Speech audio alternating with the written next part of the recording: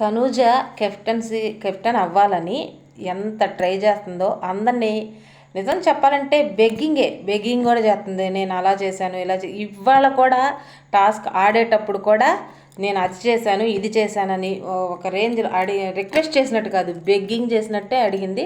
అయినా రాలేదు. ఎందుకంటే మెజారిటీ పీపుల్ ఎందుకు అట్టున్నారంటే తన మాట తీరు, వాళ్ళు ఎదటోళ్ళు ఏ సిచ్యువేషన్లో ఉన్నారని కూడా లేకుండా వాళ్ళు భోజనం చేసేటప్పుడైనా ఏదైనా ఏంటంటే రేషన్ మేనేజ్మెంట్కి ఇస్తేనే తను అలా చేసింది, కుకింగ్ డిపార్ట్మెంట్కి అలా చేసింది, ఇంక ఇది కూడా చేస్తే ఎలాగని మొన్నే అనుకున్నారు అందరూ.